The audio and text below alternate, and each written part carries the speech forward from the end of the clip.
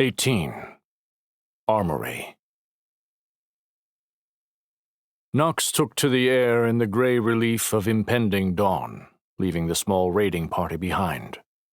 Jumping from rooftop to rooftop, he travelled quickly, only slowing when he reached the dark, packed earth of the central market. At its centre, an impressive structure sat suspended between a ring of ancient oaks.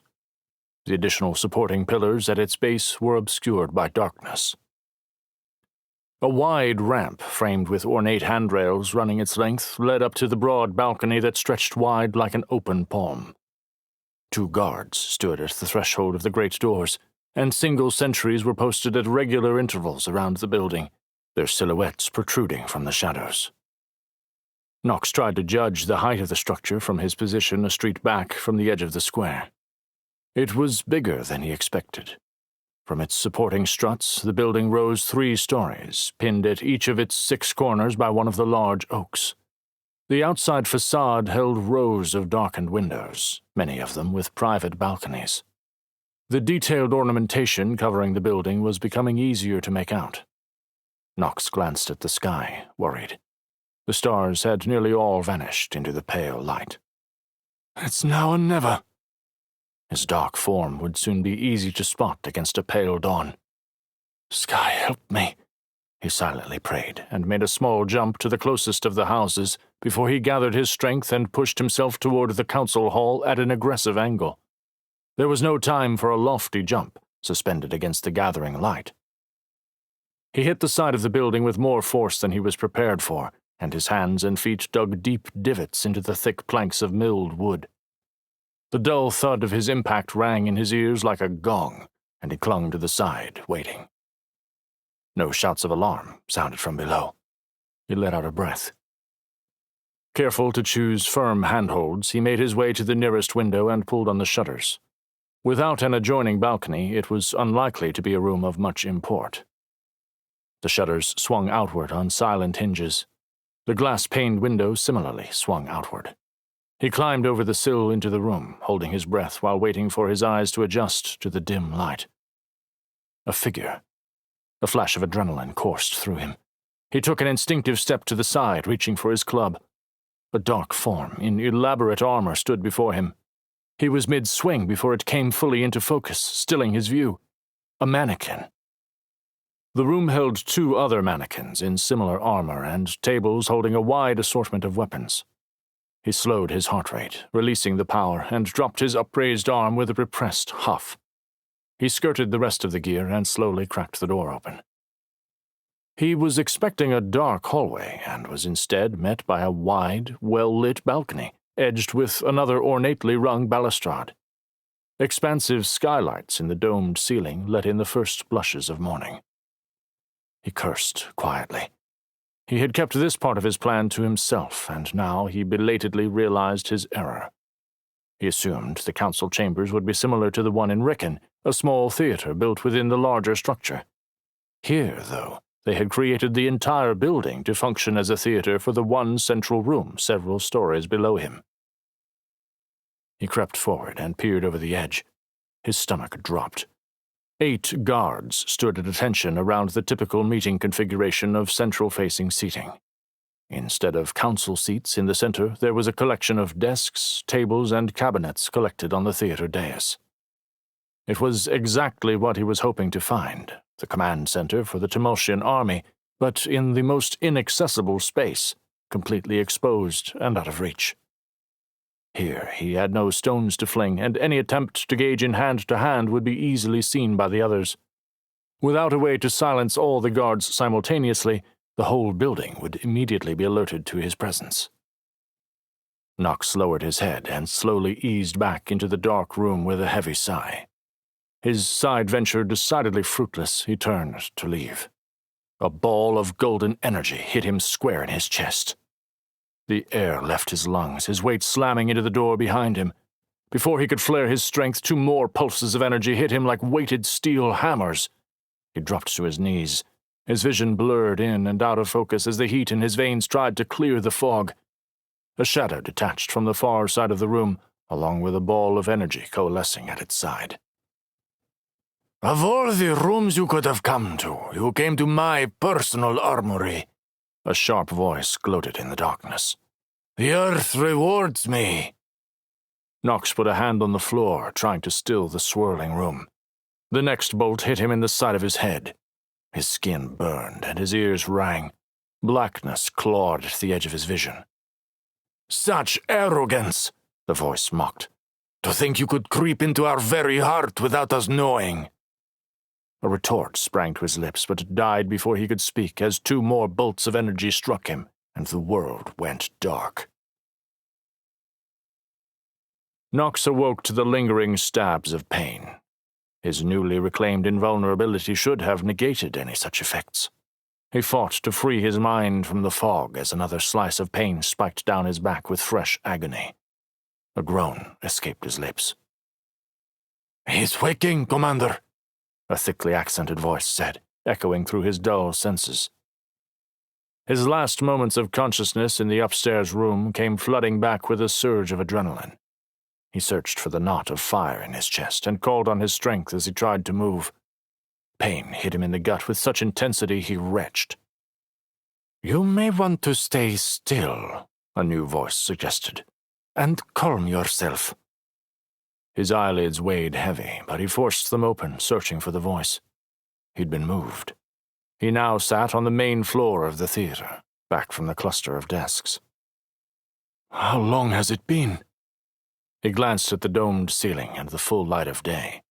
Syracuse and the others should be long gone and safe. He looked down at where he sat. He saw no bonds restraining him, and he moved to stand. A jolt more impressive than the first 2 coursed up through his legs, and he collapsed back, his vision flickering. His stomach obliged this time and fully emptied its contents. An amused chuckle rang lightly through the air. "I did warn you not to move, Overseer." Nox suppressed the urge to turn toward the unfamiliar voice and pulled in a shaky breath before another shock hit him square in his spine. The air was forced from his lungs and his muscles convulsed. Heat rose up, and he roared through gritted teeth, "I didn't move!" Again, the mocking laugh tinkled like a bell. "Good. I would like to finish our conversation before you black out again." He caught motion in his peripheral vision, but kept his head still as he tracked the figure coming into his line of sight. A thickly muscled woman wearing dark red armor stepped before him. Her blonde hair was worked into 2 tightly braided ropes on each side of her head, with a loose braid tangled down the center in a dramatic sweep. She had a strong jaw and severe features matched with chilling ice-blue eyes. Her bearing left little doubt this was the Tumulcian commander before him. Nox braced himself for another jolt, but it didn't come.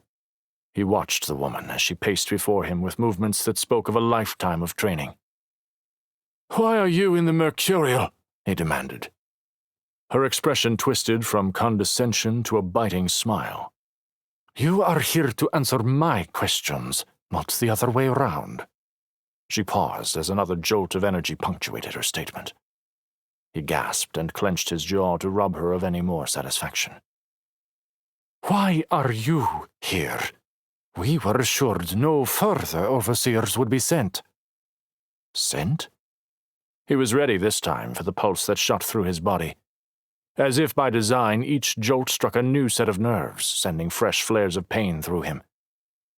"Answer me." Her tone moved from mockery, taking on a new edge.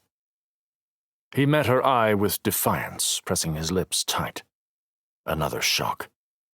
Absently, he thought of the complaints he and Terran had shared over Solus's seemingly unjustified training in such matters, the hours of interrogation and instruction on how to withstand torture. Nothing Solus had subjected them to, hot irons, sleep deprivations, spikes, or water, quite matched this technology. The armored woman continued to speak, but he ignored her and focused on the device holding him. Without being able to see its mechanisms, he focused on what he could feel. The cold metal of the chair beneath him was accompanied by a faint pressure encircling his body in narrow bands, no more than a hand's breadth apart. Those had to be the source of the energy spikes that arced into his flesh. The energy needed to power this device would be astronomical. And would kill an ordinary person, he realized. A chill crept over him at the thought. The commander had intimate knowledge of what would weaken an overseer. The sharp crack of the woman's open palm connecting with his cheek brought him crashing back into the present. Heat flooded the side of his face where she made contact. "Focus, Overseer. This is important." His sight cleared to see the commander no longer stood alone.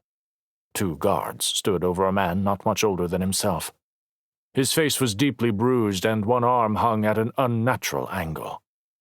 Despite this, the man's eyes were sharp and met his own with unbridled fury. Next to him, a girl who could be no more than 5 stood mutely, terror clear in her young face. With his good arm, the man wrapped the girl protectively into his side. Sickening horror turned in Knox's gut, and his limbs went cold. His eyes flicked back to the commander. A smug smile pulled at her mouth. "That's right," she cooed. "Let's test your vows, shall we?" She looked at the girl with an air of matronly concern. "Don't worry, your overseer will help you." Her blue eyes flashed back to Knox and narrowed. "Must help you." Knox's throat squeezed at the girl's wide, hopeful eyes. The man with her arrested his gaze and glanced at the girl with a pleading expression. The message was clear. Protect the child. "Let's try this again. Who sent you, Overseer?" He slowly turned his head to look the commander in the eye. "No one sent me." His voice came out as a hoarse growl. She clucked and shook her head and nodded to one of the guards. "Really? I thought your vows meant more to you." "I'm telling you the truth." The guard holding the man pulled a heavy-looking metal club and brought it down on the man's good shoulder. It hit with a sickening thud, and he dropped to his knees, crying out. The girl's thin soprano cut the air with a scream of alarm. She struggled against the guard, who pulled her back from the man who must be her father. "I'm okay, Kip," her father reassured through clenched teeth. Her frantic cries tore at Knox. The commander's error in understanding the role of vows offered no comfort, considering the situation unfolding before him. Knox didn't have to act. His vows wouldn't compel him, even though he wanted to. Any sane human would. He rushed to speak before the next blow could land. "I was swallowed by a great beast in Ricken. It brought me here. No one sent me." It was too late. The club crashed into the man's side, cracking ribs and sending him sprawling into the floor. The girl crumpled, reaching for her father and whimpering. The commander stilled and stepped close to Knox. Her eyes flamed with interest. "You escaped a Brekka?" The fate of Beryl's overseer, Hattie, flashed to his mind. "The earth cannot hold one of the sky?" She raised a sharply angled brow. "That's not what I was told." Knox's heart stuttered at the implications of the statement, but he kept his jaw tight. "I'd question your source, then." She straightened, looking thoughtful. "I'll do that. You were sent as a message, is that it?" His eyes shot back at her in surprise. "Why is she so determined to believe I've been sent here?" "No." She nodded to someone behind him, and energy arced into his body at several different points simultaneously. His composure left him as a feral roar escaped his lips, and blackness once again threatened. What happened next, he pieced together after the fact. The girl's father regained his feet while the guards were distracted. How he knew his plan would work, Knox wasn't sure. Maybe it was nothing more than a desperate last effort. Regardless, the man flung himself free of the guards and lunged behind Knox to the power source of his torture seat. The room exploded in a brilliant blast of energy. Everyone was flung backwards, including the commander and her guards, the child with them. The blast catapulted the chair forward even as the bands of energy released him, and Knox was thrown free. His mind cleared. His strength flared to life like a smothered fire suddenly given air. Immediately, he realized the man had thrown himself into the generator powering the device holding him. Somehow, he had managed to short-circuit the seat in a catastrophic manner. Shouts came from all directions as raiders scrambled into position along the balconies. Knox rolled to his feet. Those who had been closest were down and still. Dead, he hoped, but he had no time to check. At the center of the blast, the girl's father lay dead, a smoking husk draped over the generator. "Where's the child?" He caught sight of her small frame curled against the bare wood floor beyond the fallen guards. He ran and scooped her into his chest as the first energy bolts from the balcony began to land around them. Tucking the girl tight to one side, he looked for a weapon to wield with his free hand. A wicked grin formed as he caught sight of his gnarled root lying abandoned on the floor. One of the guards must have claimed it. How fitting. He gripped the club, its thick handle fitting perfectly into his hand, and with a snarl he charged the nearest guard.